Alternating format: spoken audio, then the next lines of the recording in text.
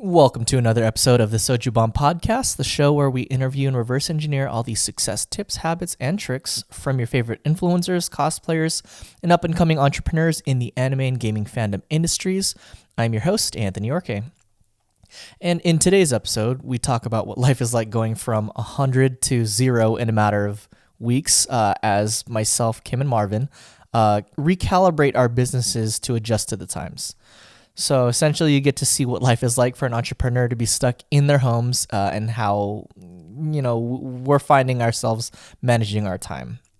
So you'll see a whole bunch of awkward interactions between myself, Kim, and Marvin as we get used to our video conferencing setup, to which, fun fact, when we first decided to put together this podcast, we'd actually debated about whether or not we were going to integrate remote segments/recordings, since the three of us travel quite a bit for our businesses. But because we're self-isolating, we've had to readjust our production needs to accommodate us being in 3 different cities. And finally, we get into a small fun bit about how social distancing has affected the social interactions in our lives, namely dating. So one of the takeaways from this episode that I want to mention is a good point about alternatives to live events that I bring up, which in itself can potentially bring up further discussion on the need for live events versus online interactions, which as an idea for a future episode, if anyone wants to chime in on the subject, please feel free to let us know your thoughts. I've been considering it as a topic for us to bring up later down the line. Again, please excuse the audio during the episode, minus the audio setup that I'm rocking here at the studio. The guys have had to make do with recording with what they had. And ironically, it's pretty funny because you can see the difference in quality between each of our audio and video. One thing I want to bring up just before I wrap this up, we did a mini challenge during the intro of the last episode, and to our shock, people actually DM'd us with the secret passcodes, which was funny as hell. And we've already reached out to the winner, so we'll be sending your prize out shortly. So we kind of brainstormed a little bit, and it was very interesting. So for this episode, the guys actually came up with a dope challenge dealing specifically with iTunes/Apple Podcast.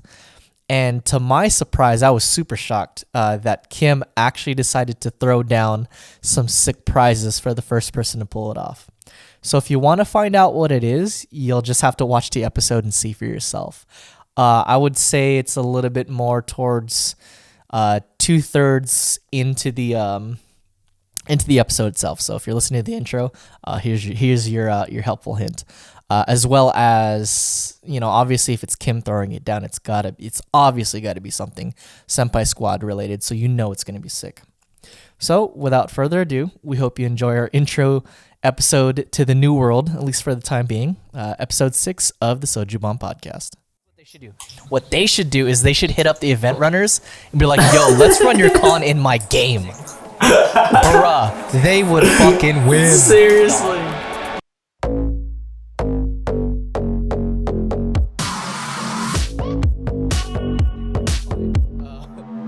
Alright, cool. Alright, let me introduce this then. Welcome, everybody, to another episode of the Soju podcast. This is hella weird. I don't know if it's weird for you guys, but It's awkward as hell. yeah, it's dude. The feeling is like totally different. But anyways, my name is Anthony Orke. I am here with my fellow senpais. Fellow senpais, please introduce yourselves. Hey, what's up, y'all? It's Kim from Senpai Squad. And then we have over here Marvin, Square Needles. Nice. Yeah, the pacing Dude, and the is so timing is awkward. This is weird. There's gonna be like some delay between each of us talking about stuff, but I know. I think That's okay. We're gonna have to it. get used to this. These are different times, guys. So Yeah, it's 2020. yeah, this is 2020 right here. This is the new normal. We don't go out of our house. No, clearly not. And before we get Stay into that, quarantined. obviously first and foremost, I want to start off with wellness checks all around. How are you guys doing, Marvin? How you holding up? I'm going nuts, dude. I'm not even doing well because usually photography requires me to go out, and like I really love going out and shooting. Yes, you do. And I'm not doing that at all. So I'm just bored at home, going insane. Yeah. How about you, Kim? Well, I just got into a car accident, Oh, but God. I'm still here. and I just took a lot away from that. So yeah, I do think I'm blessed to still be here. Yeah, dude, I swear to God, like our podcast, someone has to get hurt. dude, literally every recording session, someone has gotten fucked. I'm still fucked, by the way, but like, yeah, someone's got to get blasted. Knock on wood that I'm not next. Oh, Jesus no. Christ. Yeah. Well, I think we're in good shoes because we're all indoors right now. So Yeah. yeah. Definitely. Y'all better be indoors. I think Exactly, yeah. So shit could go down here, right? This lamp could fall. Pikachu could turn alive. Some shit could go down. I don't know. Yeah, but dude, I'm so sorry that I, just got into an accident. I mean, Yeah, man. you're fine. I'm happy that you're fine, but can you tell us kind of what happened? Yeah, You don't mind? Yeah, I mean, well, what I took away from the accident, honestly, like I did, like, since we're quarantined at home, Yeah. I did have a lot of time to kind of reflect on life, and I kind of connected with the accident, and I really thought to myself, like, we could go at any moment, whether you know it's our fault or not. Our life, we really don't know if we're gonna have another day in our lives or not. So, I think what I took away from this is always tell everyone around you how much you appreciate them, or say everything like it's your last day, because honestly, we don't know if any of us is gonna anything's gonna bad happen to us. So I think we should just appreciate what we have now, whether that's what we have or the people around us. Yeah. That's so crazy that you have that type of outlook on it, because I had kind of the exact opposite out of my accidents in the past, and that's why, so for context sake, for myself and Marvin, we didn't know what was going on. I found out from Lance. He woke me up. He's like, like Kim got into a really bad accident, and I was like, holy fuck. And literally the first thing I did was call you, but I think your phone was dead. So I called you, and then literally I went to the our group chat, and then I called Marvin, and I was like, yo, man, like, what the fuck? And so we were legit devastated. Like, that was a tough day for us, because we were obviously, and it was before all this crazy stuff with the coronavirus was going down, and stuff was still a little bit normal. But, all things considered, we were, the three of us were just together, and we were talking about, emergency situations, and we were talking about like literally like, not to get too personal, but like finances and kind of like our overall well-being and everything. Yeah. And we had just talked about it, and it was just so fucking crazy, that had happened, So I was like, holy crap, it was a tough day for both of us. And when you finally got back to us, it was that was a huge weight kind of off my shoulders and everything, because again, like we're not, well, obviously not close to you. You're obviously out in Houston, I'm here in Vegas, and Marvin's out in LA, and we couldn't come to you, so for sure. No, I appreciate y'all's concern. Yeah, man, it was pretty intense.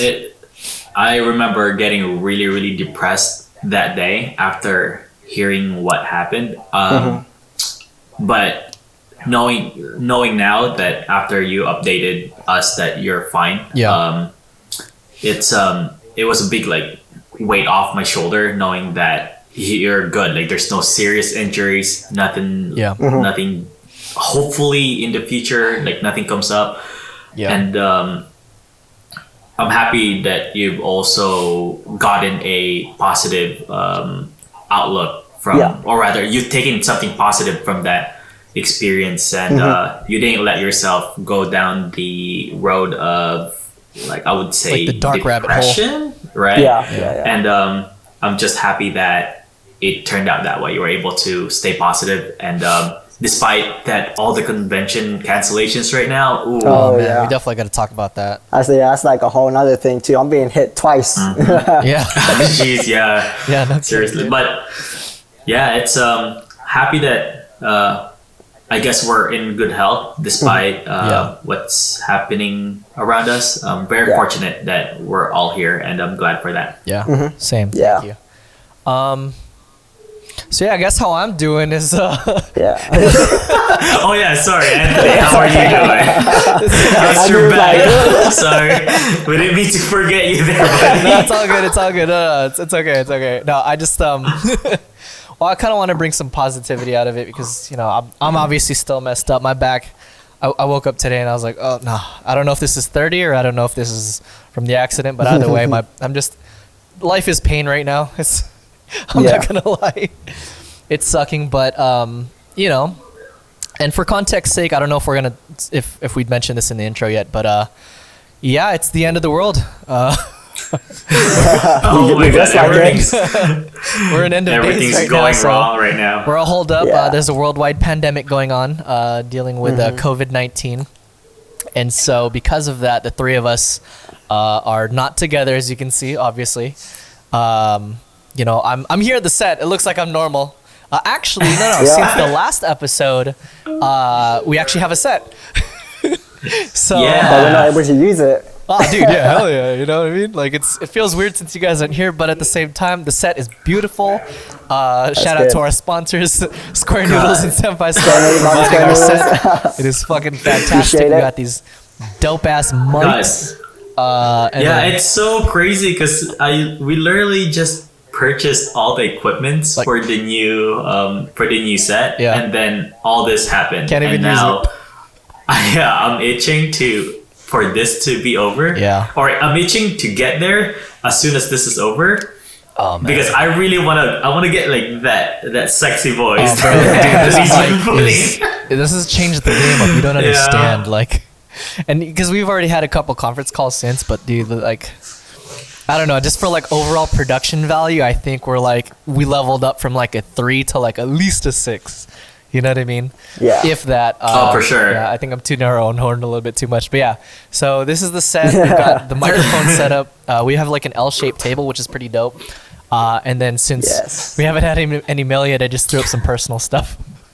So as you can see, I've got my merch line from when I was working at Sakuracon, my HentaiCon stuff, and then my vision board, as well as a special guest chilling behind us, our fourth host. Hey. So yeah, we got that going down. But yeah, hanging in there. I've got ramen for days. I've actually got pancit canton. If for all my Filipinos out there, that's what I lived off for breakfast for like most of my childhood. I'm loaded up on that. Yeah, I'm pretty much prepared to hunker down. So that's good. Oh, that's perfect. Yeah, like me. Yeah, man. Well, dude, that's why we hit you up. We're like, dude, are you okay? And then I think you mentioned when you had your family out there. That was like a big thing. Yeah, got my sister back at home, just helping me out, you know. Nice. Can we shout her out? Shout out to shout out to Fee. You can plug her, yeah. Shout out Michelle, and then we haven't even updated these guys on our new team. I legit just thought about that. Yeah, they don't know about like the small squad that we have, and ironically, they're not here right now. One of them's working, and then the others at Marvin's place. It's playing games. Yeah. But we're this podcast, this team's slowly starting to really grow. We're excited for our future episodes because it's gonna be, I swear, it's gonna be in a higher production value than what we're doing right now. It's just unfortunate that this pandemic is going on and a lot of people are being affected by it. And I'm not sure when it's gonna be over. And that's actually like one thing that most of the podcast will be addressing, talking about issues on. Yeah. Rather, it's like there's a lot of things that comes with this pandemic and all the havoc that it brings, not just for the cosplay community, but for the entire world. Yeah. And I actually want to divert our attention to the article that was published by Japan Times in regards to the conventions that were all canceled. And I don't know, I don't have the link, Anthony. Can you go ahead? I'm pulling it up right now, and then let me screen share with you guys as well. Yeah, perfect. I'll send it on the group chat. Yeah, I've got it right here. So go in on that, and then here you go. All right, are you guys able to see it? Yeah, cool. So give us the Cliff Notes version on this this article. So essentially, this article, they were talking about how anime cons, like obviously the title or the headline says, "Oh, anime cons will never be the same after the coronavirus," and generally it's one of those things where it's just, or it's telling the harsh reality that a lot of these conventions that are happening aren't really self-sustaining just yet. And because of the coronavirus that's plaguing the world, most of them might not be able to return for 2021. Yeah. And, you know, a lot of people are being affected by it. And essentially, this article goes down and says that... Oh, sorry. I must go too fast here. Sorry. Yeah. This article saying that, oh, it's not going to be the same. But it's weird because it's like, I get that there is a like a sense of reality to it, right? Yeah. But the thing is that I want to be very, very positive that I don't think it'll happen. I don't think it'll. Yes, it's true. It'll never be the same, but I think it'll never be the same, but for the better. In like a good way, sense. Yeah. In a very good way. I don't like as much as anything. It's even gonna be better than previously than the previous events. Yeah. In that sense. So a couple things. I don't mean to interrupt you. So this article is written by Roland Keltz. I think I'd mentioned him in one of the past podcasts, but he is the Japanimation guy that like he's written several books about the anime scene and culture in the US and how it's blown up over the last like 2 decades. And he references We Run Anime Cons, which is the private Facebook group that I'm a part of. I think I've mentioned it to you guys as well. And it's interesting because as a member of that group, this article definitely resonates with me because it lays out a lot of facts that for people that aren't in our industry to kind of paint the picture for. You know, because I've heard it downplayed a lot, like especially in the news, where they say, well, you know, it's, you know, like what's the big deal about not being able to go to like, you know, your favorite, like a Comic-Con or like an E3 or anything. It's like, dude, there's like really big repercussions, like a lot. It's not just like the attendees that are affected. It's like all the reliant industries and businesses that are reliant on it as well. You're talking from vendors to sponsors to major industry hosts to guests to, you know, the amount of people that those types of events employ, which is a couple hundred to several thousands. Like a snowball effect. It trickles down to pretty much everyone. Like everyone's affected in some sort of way, whether that's big or small. Exactly, 100%. Yeah. So so with that said, what I want to kind of bring up in the conversation now then is, so a couple things, right? Like I want to talk to you guys about how this has affected each of us personally, because we're obviously members of the industry, as well as how do you feel it's affected friends we know, other people, and the industry overall. Okay,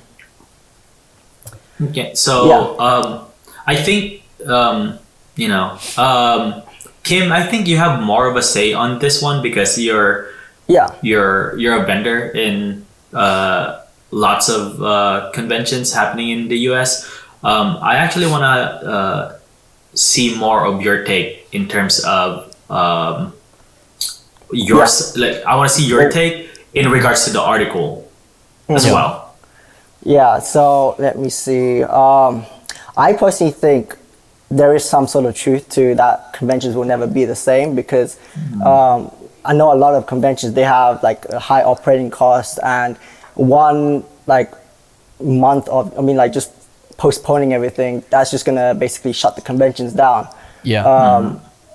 And then that's technically going to affect it because it's not gonna happen in that specific city again, and it's gonna require another company with a lot of money to start something up again. So I think that in a sense, is going to drastically affect the convention scene.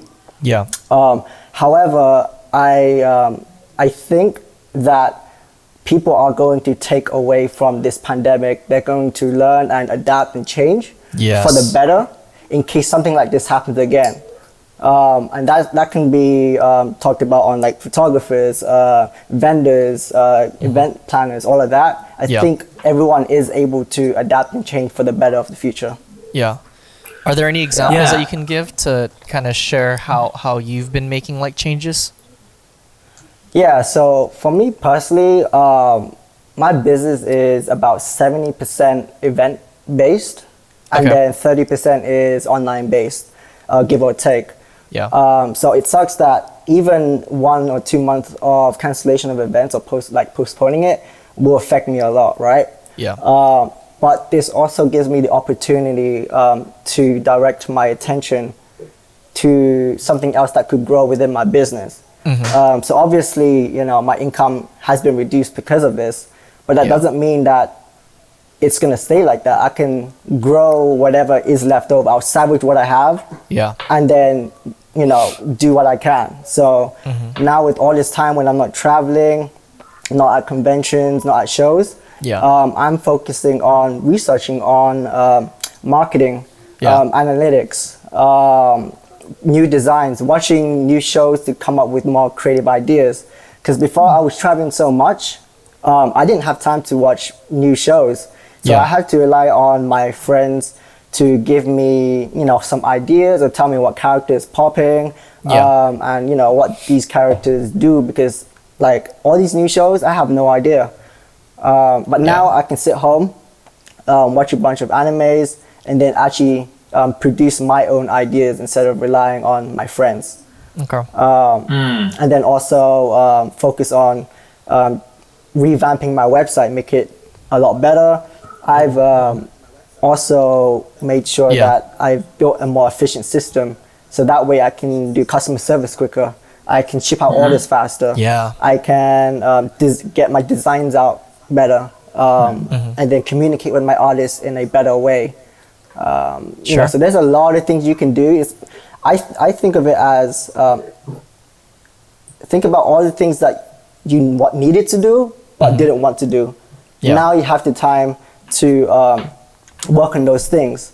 Work on the foundations that you've been ignoring the whole time. So just think of this as an opportunity to do the things that you've never done. Yeah, to catch up on the stuff that you've been putting off.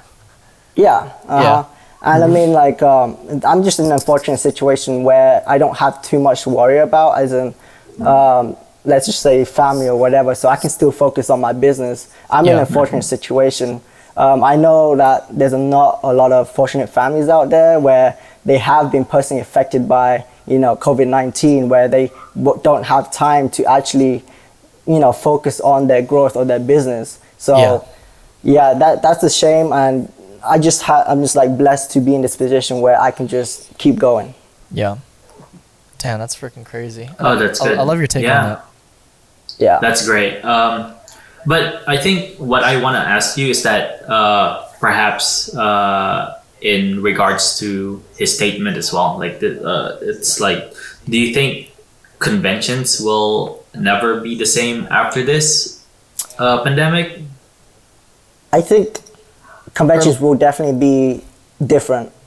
Yeah. For sure. In what way do you think? Like how do you think event planners, and I can rant on that myself, but how do you think event planners are recalibrating their systems for when, you know, they do open business, or what do you think they should do from the event runners point of view to make the vendors' lives easier or even help them out, for example? Like have any of the events like reached out to you other than cancellations, like or anything like that? Yeah, so I mean, most of them have reached out in regards to cancellation, whether that's a public notice or actually emailing me myself. Yeah. So most of it has been communicated, but most of it is just in regards to like, oh, you can cancel your hotel rooms or forward it to the next year and stuff like that. So most conventions haven't gone blind to it. Like they either put an announcement saying it's still going on, but they will keep you updated if it postpones or whatever. Yeah. And what events are that so far? Because currently right now it's still early in the the coronavirus. I wouldn't say early, Yeah. but like it's still pretty fresh for everybody. Like we're only a few weeks into it. So Yeah, like what so events have been affected so far? Sakuracon, Anime Frontier, Anime Next. Those are the three that's on top of my mind. But Yeah. I'm sure there's others as well. Yeah. So obviously I know the big one for you is going to be like Anime Expo. Like what's your take? I think Anime Expo is on a very, rocky place. It could work. It could still happen, or it might not. I'm just not too sure. I think by that time, the virus will have gotten better, but I don't think it's to the point where people are comfortable going out yet. Yeah. And there's so many different factors, obviously, and just for we don't know, disclosure, we're not experts, Right. we're not virus experts, we're not any of that type of stuff. Yeah. But yeah, just coming from our experience, Marvin, do you mind if I ask you a question about kind of how business is going on your end? Yeah. Go for it. So obviously, between the three of us, honestly, like you're probably the one that's the most stable. Out of all of it, I mean, again, all things considered, because Kim's obviously getting back on track with everything since the accident, right? So, like, I'm pretty much the one in the shittiest situation because I'm the one that deals with live events. But since your business primarily deals with kind of going out and meeting with clients and people that you work with, like how has this virus affected you and your business? At first, when everything was announced, I was still going out, I was still shooting, and it wasn't until I realized that this pandemic is a really, really serious issue, and that's when I started, really quarantining myself. Yeah. And at first, I didn't think that this pandemic would affect me one way or another because I can just practice social distancing. But in the end, I had to do my part and really just like, hey, I have a chance of spreading it, and that's the last thing I wanted to do. So now that I've quarantined myself, all my photo shoots, I canceled all my photo shoots. It's affecting me not as drastic because not as drastically because I can still work around it in a sense that I can have them send their photos to me and edit them. And it's my job in a sense is very flexible in that regards, that I don't have to take the photos myself. They can just take it themselves as long as it's good, it's well exposed. I can work around that. So I guess to really answer that question, it's there's ways to go around it without needing to meet up with them. Sure. And so again, since it's very it's very digital. The other side to that is that the physical rewards, since I do a lot of fulfillments, all that it's like no go. That's not a bueno. So as much as I want to say that it's not affecting me, it is. Yeah. One way or another. Yeah. And it's definitely affecting a lot of us, but but you're using what you can, right? Yeah. I'm doing my best to be resourceful in a sense. Hell yeah. And again, it's you and I have had multiple calls about like different forms of like content creation, because I know that's kind of where us building our brands was more or less going. And I know, for instance, like you allocated a lot of time, and you and your brother as well, put some time into like your vlogs and everything. I mean, you're already going to do that, but because of I guess the shift in your focus, do you feel that content creation right now is the move, and how do you feel you've positioned yourself to be able to optimize on that? Definitely, as like Kim was saying earlier, whatever you didn't want to do before, I feel like it's the time to start doing them now. Yeah. The problem is that if your content creation requires traversing the world, and experiencing different cultures and lifestyles, food, whatever, it's gonna be tough. But I feel like in this time of situation, it'll really challenge you on how you're going to be as a content creator. Yeah. Because in the end, you can't always rely on your environment or wherever you're going to to make good content. In the end, it has to be about you, right? It has to come from you. You need to be the one to put out some form of message to people, and or make it as entertaining as possible without the need for extravagant stuff. There's a lot of YouTubers going that route. In terms, for me, I'm not doing such a good job of it, to be honest with you. It's just been for the most part a lot of catching up in terms of edits, and for vlogging, it'll get to a point where it's like I really have to step up my game on that in that regard. But I do have a lot of plans after the pandemic. Yeah. Well, dude, I'm literally right there with you, man. Seriously. coming up with, I think literally, and after the podcast and everything, like, if you guys are down, I would love to just have like a content strategy, like just brainstorm session. Because like, for instance, there's a lot of creative shit that a lot of people are doing right now. So I'm going to screen share with you guys. So have you guys seen this meme or this TikTok? I forgot what it is, but it's this, the guy who came up with the gummy bear rave. Oh my God. This is quarantine. Oh, it's fucking legit, dude. That's crazy. Yeah. You guys haven't seen this yet?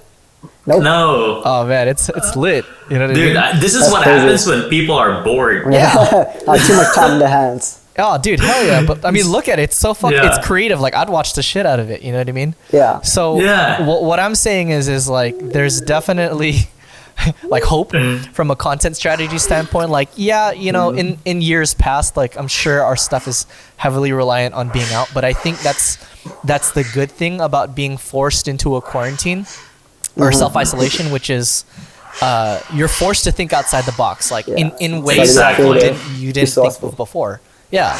You have to be resourceful and make the best out of what you have, like literally, you know? Yeah. Which is to say, like, it's a testament to kind of this podcast, right? Like, I'm not gonna lie, this shit's fucking weird, but we're making do with what we have right now. Like, literally, like, I feel like minus the camera, I have the best, like, setup out of you guys. Like, dude, freaking Kim right now. If you're down, Kim, like, send us the picture of your setup, because it's funny as fuck. Oh my God, yeah. My setup is on top of some boxes and some scale, and I'm just praying that it does not fall over. I'm gonna take photos of my setup, and it's literally so janky. You can just put it in the screen. I know. But speaking of which, it's like, I understand content creation is a big thing right now. How can we possibly, or rather, like, what are you guys doing to keep yourself sane? Because it's like, I like to go out a lot and explore. But oh my God, it's so hard. It's getting to a point where I'm literally doing burpees just to keep myself sane. Yeah, but that's the thing, because you're gonna look sexy as fuck, though, man. I mean, like, dude, it's like, I'm bored. I want to, like, let's do burpees. I'm like, what the heck? Never in a million years I'd do that.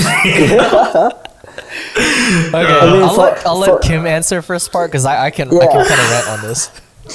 So for me, I thought it was interesting. There was a bunch of posts I saw that they were having some sort of digital online rave. I thought it sounded stupid as fuck, right? Yeah, right. But, I was like, let me see how it is. And I clicked on it.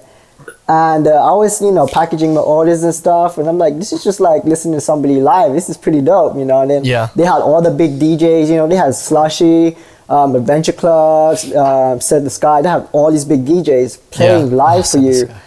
So it's like basically almost a rave experience, but at home. Yeah.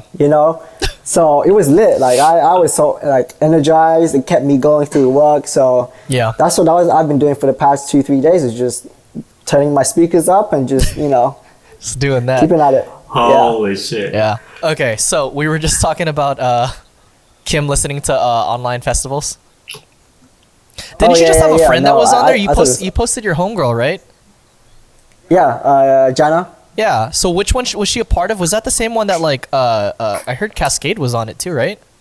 Maybe it's a 3-day live festival thing. So it's Friday, Saturday, Sunday. Yeah. I heard that was on YouTube, hosted by Proximity. I know there was another one on Twitch hosted by another company, but I don't remember who. Yeah. Oh man. Okay, so going back to Marvin's main question, which is how are we staying sane? Literally, it's no different for me because I've been disabled for like the month prior to people getting like quarantined. So I've just been editing like a motherfucker. I've been editing and upping my skills as well as doing hella research. That's good. Again, I know both of you guys are social butterflies and like you have to be out there. Me, I'm chilling. I've been chilling for like I've been chilling a month longer than everyone so far. Quarantine. I've been quarantined my whole life. Exactly. all the memes, all the jokes coming in hot. Like I'm, you know what I mean? Like I'm set. So, if anything, it's kind of been the exact opposite. I felt guilty because I haven't been doing enough. So like me and Kim, like our bodies are fucked up. So we need rest and time to recover. So like. I've been taking like 2-3 hour naps like a day, three to 4 times a day, and it sucks because I'm like, shit, man, I want to do so much. And again, me being the events guy, like a lot of my work is done like prep wise, and since all my shit's out the door, like, fuck, I'm like, dude, what the hell am I gonna do? Dude, it's so weird. It's like whenever you send us message, like you always send us like the weirdest hours. Yeah, absolutely. Like you're like awake like 24 hours and you just do 2 to 3 hour naps. That's what you've been doing, right? That's exactly. This is my life. That's right crazy. Now. It sucks. It's crazy. It sucks, but I guess it's a good thing because, like, I guess like the longer this has been going on, the more motivated I've been getting. One, mainly you guys, like, with the podcast and everything. Like, I don't want to let you guys down, so I'm making sure I'm doing my part to make sure everything is like buttoned up. I'm making sure. I'm going back fine tooth combing everything. So we appreciate you for that. It. Yeah. I mean, well, shit. It's what I promised you guys, and I'm a man of my. I'm like Joker. I'm a man of my word. So I've just been doing that, and then what else? Playing Call of Duty Warzone. I don't know if you guys have been playing. Ooh. You picked up gaming? It's the most frat bro game ever. It's literally. I remember those days. I can't do gaming anymore. It's dude, weird. It's you got to. It's so fun. I want to gaming, but man, edit life, man, it's like killing me. Well, the thing is, it's free. So that was the number one thing that got me. I'm cheap as hell. So my cousin got here, went to my PS4 and was like, "Kuya, can I download it?"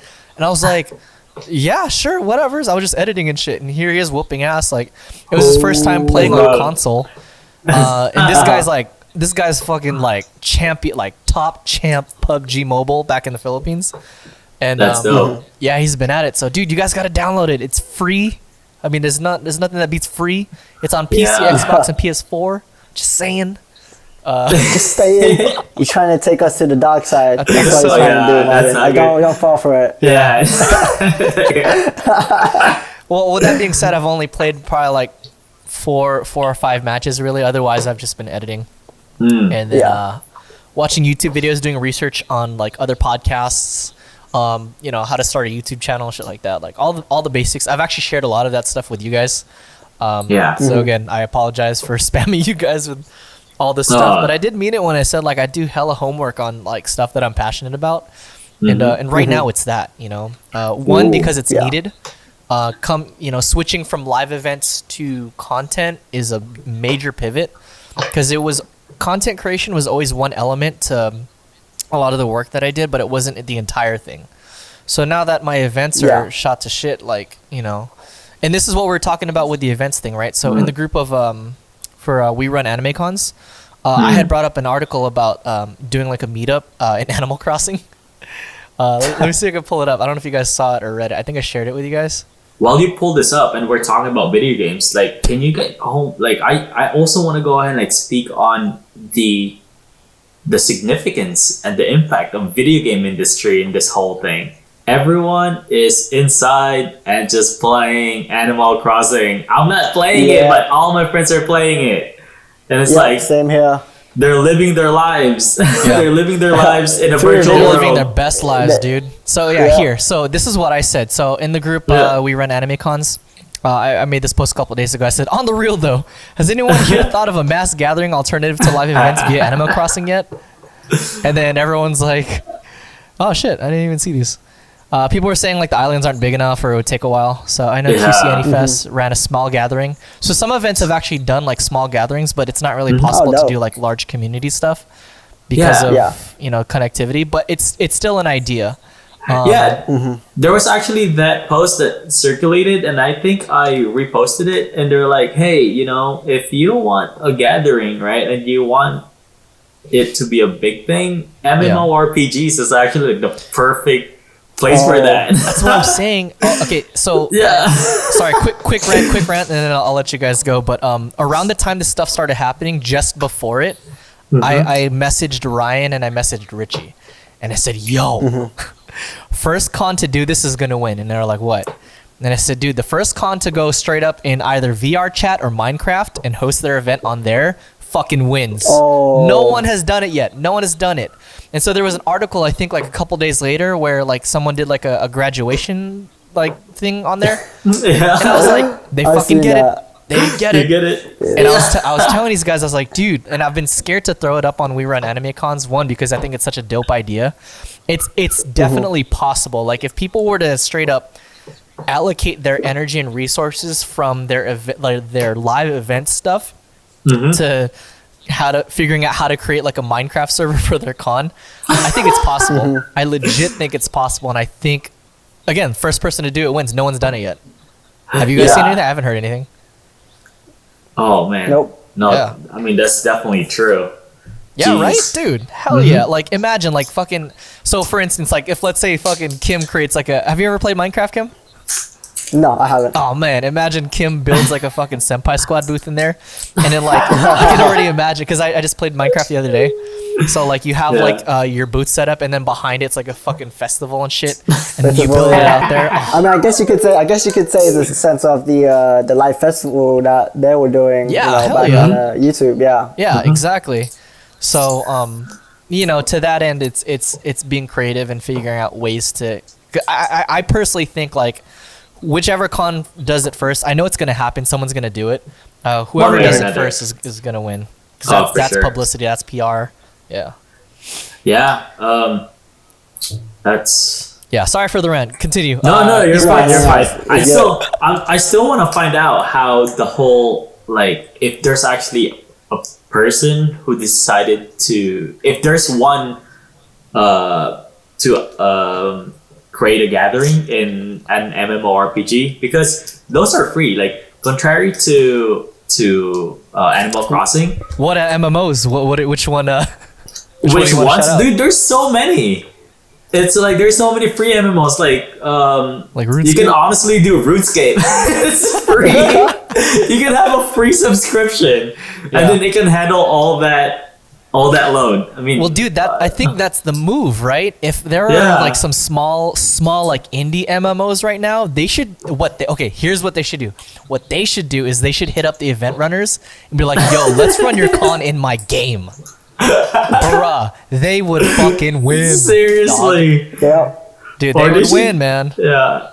That's why I'm saying, okay, let's scale it down to even something more close to home. Let's say one of these MMOs were to work with a small, very little known brand called Senpai Squad, right? And just be like, hey, look, I heard you had a 9-city tour, right?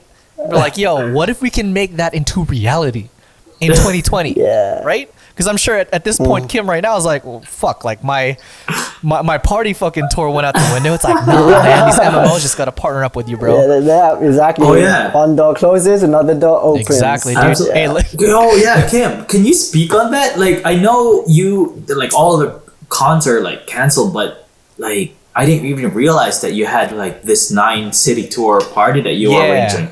Yeah. Tell us about that. We brought it up last episode a little bit. I think I mentioned it in the previous podcast where I was hosting parties in all the major cities. And actually, there's a party that was supposed to happen next week in Seattle. But unfortunately, we're going to have to postpone that till next year. Can that still happen on Minecraft? Yeah, but I think it's going to be a major blow to us, having to cancel and postpone everything. But that doesn't mean that it's not going to happen. We're just going to make it bigger and better. Yeah. Oh, that's for sure. That's good. As you said in Seattle, right? Seattle. Yeah. Were you able to tell? I don't remember if you were able to mention all the cities that you were targeting. Yeah, I mean it's a lot, but the ones that's being affected is Seattle, San Jose. Those are the two that are for sure, postponed. Oh, the others are still up in the air. We haven't marketed it yet, so yeah, that's good. We haven't marketed yet, so it's not like a disappointment. Right. We've only talked about the Seattle one, so luckily it's just one that we have to break the news to everyone, which we already have, and issued refunds and everything. So yeah, I see. Yeah, that's fine. It's weird how like a lot of conventions have already canceled and they've already made their decision to postpone the con until next year. But a lot of conventions like Anime Expo still hasn't made their choice, and it's weird because they're really banking on it being good done by already by that time. And I think this goes back to Anthony was like the other day. Oh my god, he was so freaking like crazy about it. And it's like there was a girl that Anthony, can this pertains to that. So can you pull that up? Oh my god! Like, where's the fucking screenshot? While he's putting it up, I was dead asleep and my phone's blowing up. Yeah, right? And it's I wake crazy. up, there's like 110 messages. I'm like, oh boy, what is this? So this is essentially we want to go to this topic where the conventions are very much not saying their decisions, and I'm not sure how it's affecting everyone, but I can see a lot of what's the word? Okay, I messed up. So I can't find the screenshots, and I don't know why. I think it's on the hard drive. That's okay. It's so hard to make a decision when there's so much things that come into play, right? And like at the same time, it's hard to make a decision when you want like whatever you want to happen. It's like you're not even sure if it's gonna happen or not. Yeah. So there's so much uncertainty. Right. And dude, what the heck? What's up with all these cons not? How do you guys feel about that? Because for me, it's just like, I feel like cons should just make the choice now, and then leave everyone at rest. Because I know that's what happened when Sakuracon canceled.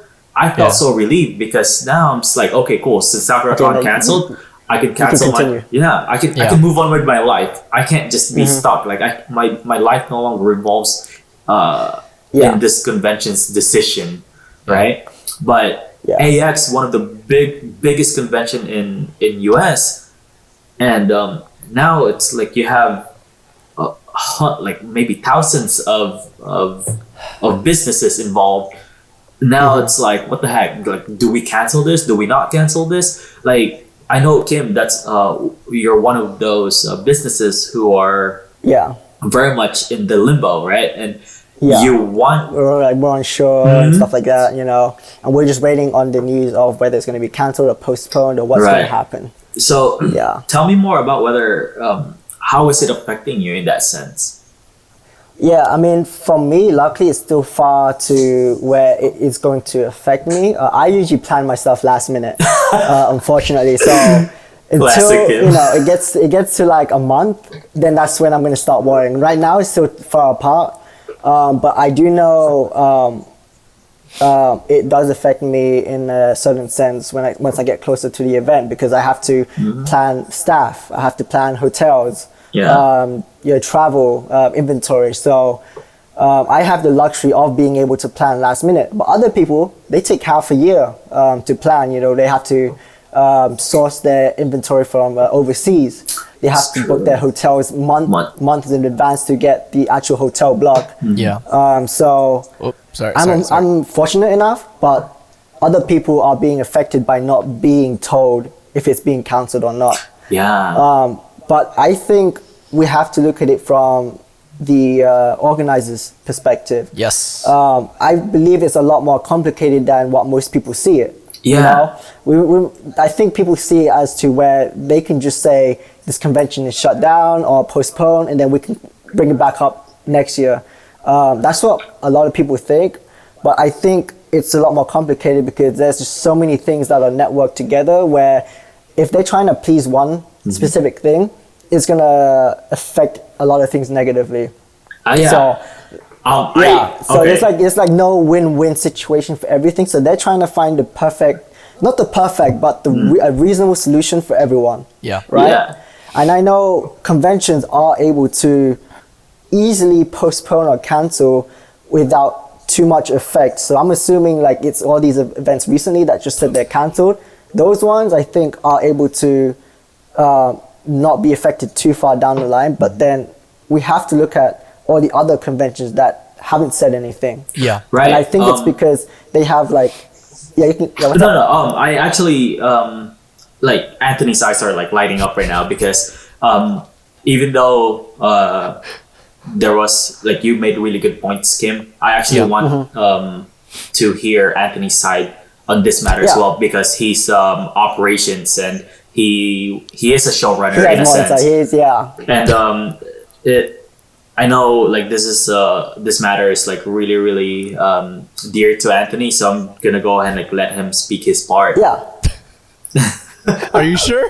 You found a document? Bro, like I honestly, when we were talking about it, right, with that post that came out from the Anime Expo fan page, a lot of your feelings was regarding to that person's post, but I actually want to hear your perspective from a showrunner standpoint, addressing possibly everyone who's listening how hard it is to make these decision makings that a lot of people have no idea what's going on behind the scenes. All right. Well, thank you for the question, Marvin. I'm going to try to do my best to not go Super Saiyan 3 on these bitches. But as you can... Okay, hang on. I don't know if you can see the cameras, but 2 of the cons that I have helped run are decorated behind me. And so this is a subject that's very near and dear to my heart, because I've spent the last 5 years studying it as if it was like an MBA program. And so because I've spent so much time researching and actually like working in the industry, when people talk about how event runners should be operating under these conditions, like that's the area that I thrive in. I specialize. So my position at both these cons was a vice chair. So I was the vice chairman of both events. God knows why, but apparently these fools trusted me enough to give me a title that actually was able to do something, and I'm thankful for that, because one, that speaks to kind of my mentality and my attitude when it comes to approaching how to get shit done. And one of the positions, or one of the honorary titles that I held, was go to Anthony when shit hits the fan. So the position that I held at both of my events was the guy that people went to when they didn't know what to do. And so I guess you could say I specialize in crisis management. So when shit goes down, when absolutely no one fucking knows what to do, they come to me. Not to toot my own horn or anything, but Yeah, like literally that's exactly what would happen. And like I would say 85% of the time it was in situations that were brand new to me as well. But because of the work that I'd done in the teams that I led in the past, I saw patterns, and I used kind of like my my past experience to get us through certain crises. So I'm currently not involved in any anime cons, so to speak, but I am involved in event management for for esports organizations. And so when it comes to this particular incident, how I would go about things right now is leverage my insurance. So I don't know if it's a well-known fact, but event operators that are running well, and this goes into the varying, sizes as well as like how old or how young certain events are. But I would like to say well-run events or well-run organizers have proper event insurance as well as have proper contingency plans for emergency situations. I actually want to add in a comment on that. It's that I didn't even know that there was such a thing like insurance for conventions until right now. So a lot of people, it's like, well, it's a business, right? Right. So I, it's I know that I have insurance, but I didn't think that was the case for conventions as well. So maybe I'm saying that it's that there's a lot of things involved outside of the common knowledge or the general public's knowledge. And all of these, like Anthony is saying, is like, what Kim was saying earlier is that all of these has to be taken into consideration. Yeah. And no one, it's up to the show organizers to really make the decision. And a lot of these people are just, I don't want to say running their mouths, but a lot of these people literally are trying to make decisions for conventions when they really have nothing. They really don't know what's going on behind the scenes. Very true. So I guess to that end, and I should say this as a preface, one, I'm not an attorney. I'm not an insurance adjuster. I'm just speaking from experience based on being a vice chair. And mind you, I was more on the operations / planning side of things. I wasn't ever an owner. I didn't have any ownership stake in any of the events that I ran. So when it came to the back end insurance, finance, all that stuff, I was around enough, and I was aware enough to know that was a thing. I've never had to cash in on any policies, or I don't necessarily know or have experience having to leverage off of the insurance for an event specifically, but I know we had it. It was a priority to have what's called COI, certificates of insurance, but that mainly dealt with liability. For the most part, a lot of events that, to my knowledge, a lot of them weren't necessarily prepared for something like this, and because of that, I feel like it's devastated them a lot more than it would, the bigger events. Because the bigger events have, their own attorneys. They have people that are actually specifically dedicated to situations like this. And of course they work with government agencies. And so obviously they would be affected in a way where if there was a state mandated thing by the governor, for instance, that they would be the most directly affected, right? And there are contingencies in place for them to adjust around that. But regardless of the fact, my big thing is, and I'll try to end my rant soon because I can go off for days on this shit, legitimately. Literally me and Marvin were on the phone for an hour while I was ripping that chick's argument apart. But anyways, my main point being is this is, okay, to answer your question, Marvin, this will definitely change the con scene for, I think, forever.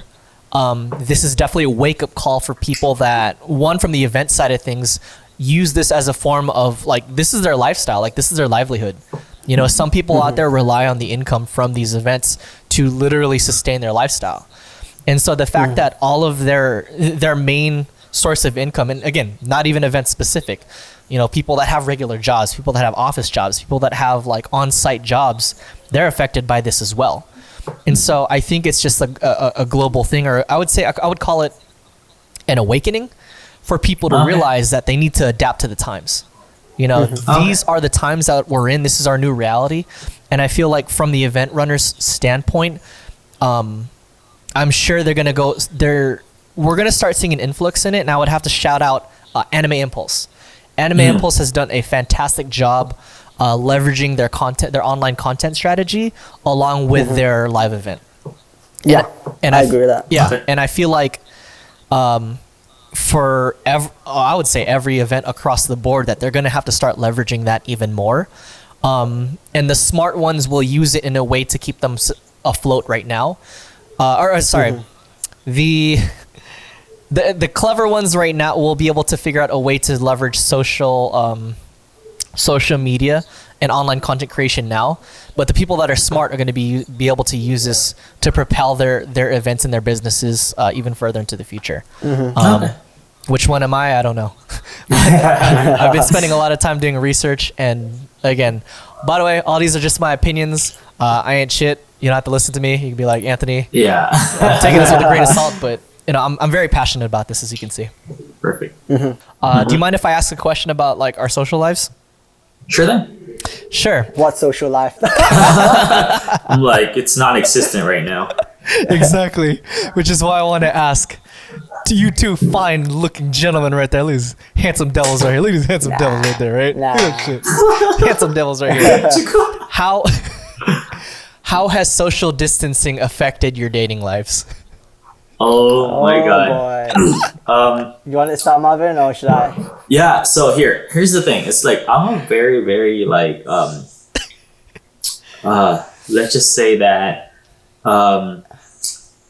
wait, we're talking about dating lives, or we're actually like talking about like everything else in terms of social like dating, anything, however. Okay, like cool. I just want to bring like people to know like things aren't normal right now. All right, so I'm a very, very like touch kind of person. Like I really get a lot of like energy from like from like cuddling, right?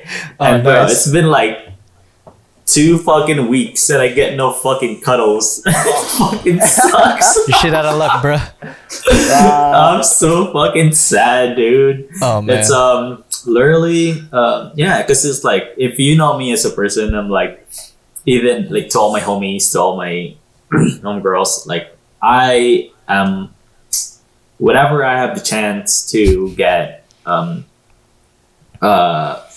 physical in the sense that or touchy, I take that chance because I live for that, right? No creepy, like nothing like no pervert shit. But I live for that. You know, whenever you see me at cons, I always go for the hugs. And I always do my best to be like, playful. But in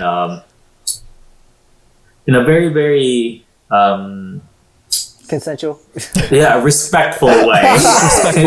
Polite. Yeah, but this past 2 weeks has just been like the worst. It's I can't wait to go out and literally cuddle. But yeah, it's not going well. Are you taking applications for cuddle buddies? We should do that. We should put out a post like taking applications for cuddle buddies once the coronavirus is over. Right, but it's let's just say that my dating life is also on halt because of the pandemic. That's a shame. Yeah. Dang. Poor girl. I'm just like, oh my god. I hope this doesn't go on the podcast. This is embarrassing. I'm gonna go in. You guys are way too modest. Go ahead, Kim. And then for me, I noticed subtle Asian dating was renamed to subtle Asian disappointments. You saw that. I thought that was very, very fitting, of course. Yeah, of course. But for me, like I don't really look for like relationships or whatever. I mean, I'll flirt or whatever, just for fun. If something serious happens, then whatever. But I did go on Tinder because I was got some time, right? During this quarantine, I noticed I was getting so many matches. I was like, damn, these people are really like I guess want somebody to talk to, or I don't know. I guess it's just like people have time to be on Tinder and all these social apps. Yeah. And I guess they're just like fiending for attention or, you know, something to do. Yeah. So that's what I noticed. And oh God. a funny story that just happened a couple of days ago. I always, one of my friends, she was into this guy-ish, but she wasn't too sure. Yeah. And I was like, hey, you should, well, no, let's rewind. She, you know, was looking to maybe find someone, or she was, you know, and I was like, hey, why don't you try Tinder? And she went on, eventually went on Tinder, right? Yeah. And she met someone, and I eventually bumped into them on Discord. Okay. And okay, so I met him through Discord, and then I was talking to her about, you know, relationship stuff, right? And I was like, are you into him because you're into him, or are you into him because of being quarantined? And I was so tired when I was messaging her that I uploaded it to Subtle Asian Dating without knowing. Thinking about it. Yeah. I woke up and I think it was like 2,000 to 3,000 likes. They accepted. And I was like, holy shit, when did I post this? Yeah. Wait, can you add me on that post when you get the chance? I don't think I've seen it. Yeah. Yeah, and there was about 2,000 comments, and about 100% of them was people agreeing with me. Yeah, literally. They were tagging their friends, and they were like, I find that so funny. Oh my God. Yeah, because it's like, dude, this quarantine got me missing my, you know, people I've liked from the past. And I was just like, what the fuck, man? What's up, girl? I haven't talked to you in 3 years. What's up? In 3 years, how you doing?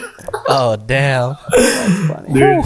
Yeah, but talking about, you know, how about you, Anthony? Tell us what's good. Yeah, how about you? Chick boy right here. Oh, what is that smile? I see you. It's so frustrating.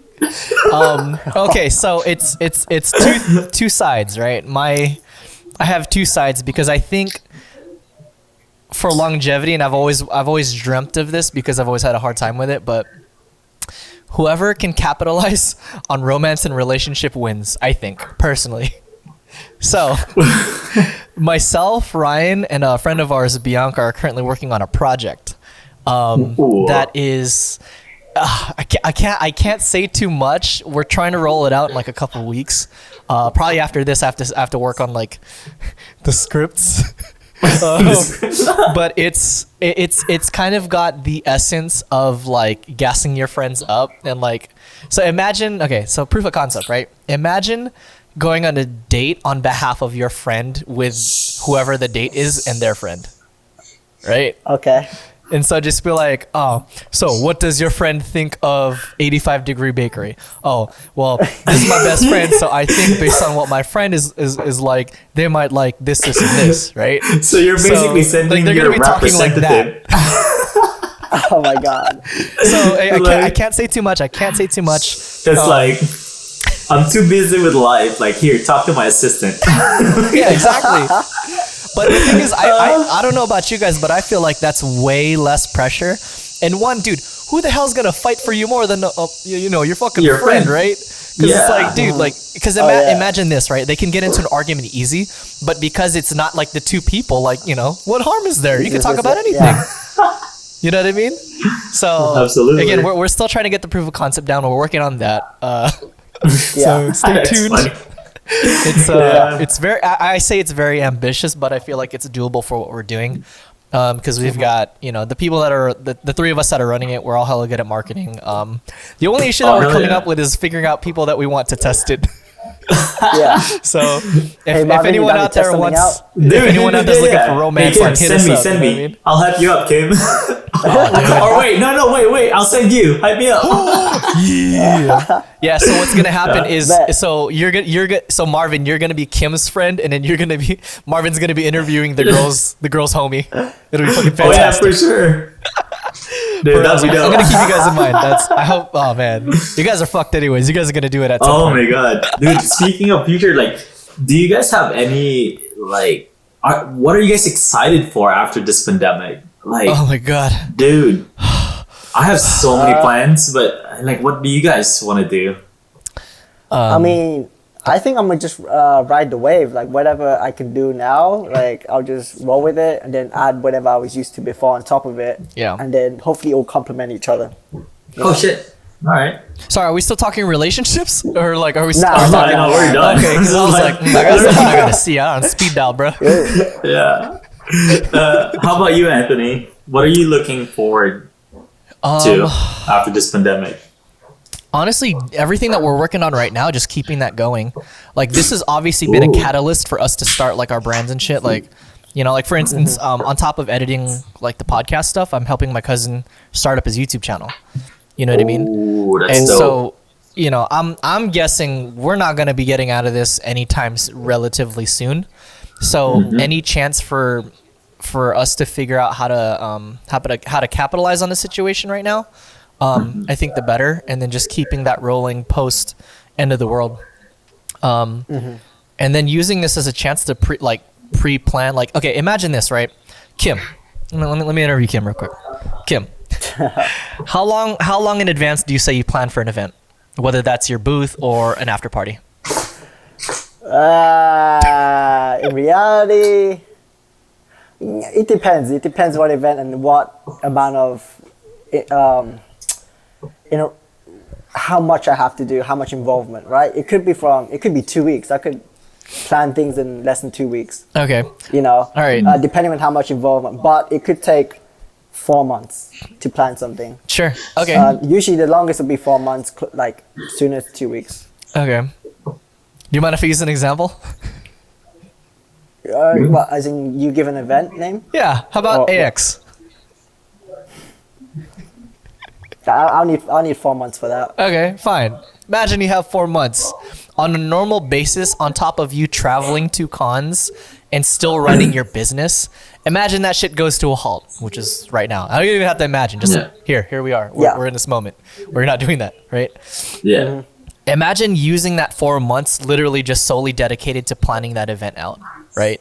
Yeah. For me personally, that's exactly what I'm trying to do with all like my cross counter events, because we were supposed to do a 17 city tour like of tournaments and shit, and now that that's gone to shit, or at least we're recalibrating that to online tournaments. Like, dude, like that's just for me being the events guy, because we have our stream team handling that. Me being the events guy, I'm like shit. Like I'm just here fucking charging the spirit bomb and shit, right? Like up until that event like just goes. Yeah. And so if anything, what it is on top of learning about content and stuff and marketing that, I feel like it's only going to make the events, at least that I put on, much better. Because I have the time to restructure and organize everything. So again, exactly similar to what Kim's doing with restructuring his business at this point. So what I'm looking forward to post end of the world is that, and then eating a cheeseburger. I think, dude, you don't fucking understand. I want you got Uber Eats, DoorDash. I know, but I want to enjoy it in the fuck. I want the In-N-Out hat, bro. You want the experience. The experience. Shit, I want a goddamn prime rib, bro. Oh my god, I want a steak so bad. Oh I my feel god. you. Yeah. No, I want a steak. Yeah. I stacked up on steak before this quarantine. Oh I have my like God. six really thick ass ribeye right now. Ooh. And it's like, Nice. ooh, like Nice. What about you, Marvin? What are you looking forward to the most other dude, than cuddles? honestly, like before the quarantine happened, or rather before it was like the governor announced stay home, or they closed down all the restaurant, right? Yeah. Me and my brother were gonna go to Tamaen and grab Wagyu steak, right? Oh. And literally we couldn't do it. So the moment this is over, the first thing we're gonna do is we're gonna go grab Wagyu beef. Oh, That's it. First thing. That's the first thing. Like seriously, like the moment they say, "Hey, all restaurants are open again," Yeah. Wagyu beef, straight up, like Nice. Zoom. You're first in line. Yeah, I'm first in line, bro. But I miss it. it. I miss it so much. But yeah, on top of that, I mean, I'm excited. I want to go ahead and travel to Vegas. I want to do more podcasts with you guys in the new studio, the new setup. I can't That's wait to, that's yeah. Oh, bro. probably like the most I'm excited about. Yeah. the set is waiting for you. Literally, I'm just keeping her warm. You know what I mean? I'm keeping her nice and for sure, for you guys. I think what's gonna happen too is that you link me the Panasonic G85. I think we're gonna invest too in that, so that way we can have our own HD cam. I should be able to bring that into reality next month. So just heads up on that one. Yeah. Yeah. Well, again, I feel like once our financial situation gets a little bit better stabilized, at least for myself too, like I've been wanting to invest way more. Like obviously me investing like a lot of the time and the effort right now is kind of one-sided. And again, I'm super thankful for both you guys for putting in everything that you guys have put in so far, because it's just allowing me to work legitimately. I know it's like it's weird because it's like so the way I have this thing going on right now, it's like this setup that we're having, it feels like we're doing it like the very first podcast all over again. And it's weird because it's really, really this is like my first time doing a podcast with this kind of setup. So like it's throwing me off, and it's like it's like it's usually like when we're doing the podcast we're vibing out in like the same room. But it's so different like with this, and like I miss it when all three of us are in the same room, and like I can't wait. I can't wait when that happens. Yeah. But one good thing about this quarantine is that literally I'm not spending any money whatsoever. It's just nice. It's nice. That's good. Yeah, that's what's up. It's just so for sure. Like for the future, oh my god, I think being able to spend money will probably like one thing definitely I'm gonna do. Yeah. So, well, I think that's something we can dedicate an episode onto, to be honest. Because one thing that I wanted to do and to try out with you guys, if you guys don't mind, is and I haven't seen anyone doing it yet, but like kind of reflecting on. Okay, so let's say for instance, if we record this on a day like let's say Fanime, right? Like, hey, welcome to the special. Today would be Fanime episode, right? Today is when Fanime is supposed to be. Like we could talk about Fanime stories. We could talk about. Man, as soon as Fanime comes back up, like what we're gonna do. I think that could be super good. That'll be dope. So hell yeah. All right, so I think I'm gonna start slowly wrapping it up. Was there anything else you guys wanted to talk about? No, this podcast is super weird, dude. I don't want. It's so weird. I know it's great because I feel like once we have it figured out, it doesn't matter how long this quarantine is going to be. So long as we have this set up and we get used to it, I think it'll like. It'll get better. It'll feel better. It'll feel a little bit more natural. Yeah, honestly, I think that this is going to get us used to one being on like the web. Because at some point like this, if you think about it, the act of us doing this is a skill. So us having like an online presence or online personality, like it's going to derive itself from us doing this, right? Because honestly, if I can't give you guys energy, like what makes me think I can give like my audience energy, you know? Absolutely. And that's and that's what this feels like, honestly, is it's like a conversation just with the three of us. We just so happen to be sharing it with the world. It's weird because like you know, as much as I want to be hyped up, I'm nervous. I feel really nervous. It's like why? It's just us, bro. I know, but at the same time, it's just like behind the screen. It's weird. I feel so awkward being just talking, and then it's like I feel like I'm talking to the void, you know? Well, this is the future. I guess for me it's pretty normal because I'm used to doing video calls and voice chats, to do business. So kind of is a little bit more natural, and I'm sure with you too, Anthony. Yeah. So welcome to our world, Marvin. Yeah, welcome. Exactly. Welcome to the new normal, bro. I'm the newbie in here. It's all good. It's all good. All right. So a couple things, some housekeeping stuff, and then we're gonna wrap this episode up. I honestly feel pretty good about it. All things considered, it could have gone a lot worse. Could have been way more awkward, but we're getting used to this. And again, same thing with the regular podcast. The more we do this, I feel like the more comfortable we're gonna get with everything. And this also sets precedence to being able to do podcasts outside of studios. Definitely a good thing. Well, again, before when we were planning everything, I remember we were talking about whether we're going to do live or just in case scenarios where like I remember saying like, I don't give a shit. Like I would love to do something consistent with Kim, and I'm going to outfit the GTR with like a camera and a mic. Yeah. Okay, cool. So Obviously, if you're enjoying this podcast, please follow us. But if people want to seek you guys out individually, or if people want to follow you, how can people follow you, gents? Oh yeah, for me, at square_noodles on Instagram, and then at square noodles on Twitter, then Marvin Square Noodles on Facebook. So Square Noodles across the board. That starts with Marvin. Yeah, there's lots of Square Noodles. My media team is growing, but I'm the only one who's named Marvin, so definitely follow me. And then for me, you can find my business Senpai Squad Net. That's across Twitter, Facebook, and Instagram. And then my personal is Kim NGUYXN. You can find it below in the description. What about you, Anthony? Oh, nice. Business is going to be Cross Counter. So Cross Counter TV, across the board, all socials. And then personal, we've got Anthony Orke, Facebook and Twitter. And then Instagram is AO_booster. Bam. And then, also the Soju Bomb Instagram and socials as well. Yeah, Soju Bomb TV. Oh, yeah, I forgot about that. Yeah. Yeah, the thing is, we've always been forgetting, and I'm like, dude, that's the number one thing. Like, that's how we've been getting a lot of our following, to be honest.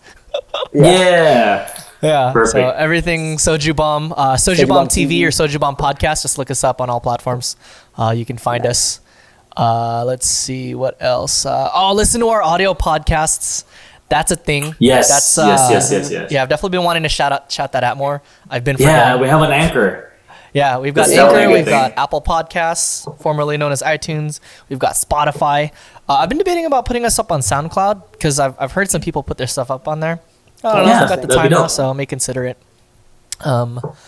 Yeah, so go ahead and follow us on that. Oh, also too, so this is where I want to throw in the call to action. So if you find us on Apple iTunes, leave us a review. And I haven't seen any on there right now. So the first person to leave a review, I'm going to find you. I'm going to find you. They get 3 Senpai Squad stickers. There we go. Oh, Senpai Squad stickers. Yeah. It's shipped worldwide, wherever you're at. Each one has kisses. That's what's up. I'll rock with that. I was gonna say some dumbass fucking selfie with me and Didochu, but sure. Anthony, we got a minute 30. We got a minute 30 left on mine. Okay, wrap this up in a minute 30. All right, cool. So to wrap this up, do that. Send us some mail. You can send us an email at. Oh, what's that? Oh, right yeah, here. No, right here. There, on Marvin or me? Okay, any team. Am I? Okay. Yeah. Mail time at sojubomb.tv, and then we have our P.O. box in the description. I totally forgot it, so we have 45 seconds. Any closing words, gentlemen? Wash your hands. Wash your hands. Stop touching your face. Yeah. Wash your hands. Stop touching your face. Stay home. That's the most important one. Stay home. Yeah, do your part. Stay home. Don't fuck around. This is really, although we're having a good time and everything. Like, this is a serious situation. Just do your part. Take it seriously, please. So, sweet. Anyways, thank you guys so much for watching. Thank you guys for coming. Sorry, this was hella weird, but we're gonna try our best to make it better. So, sweet. Want to count us down? 3, 2, 1. Bitch, nice. Oh my god.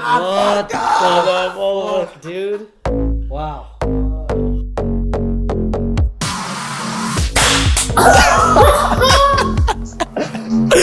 So bad. How do we do?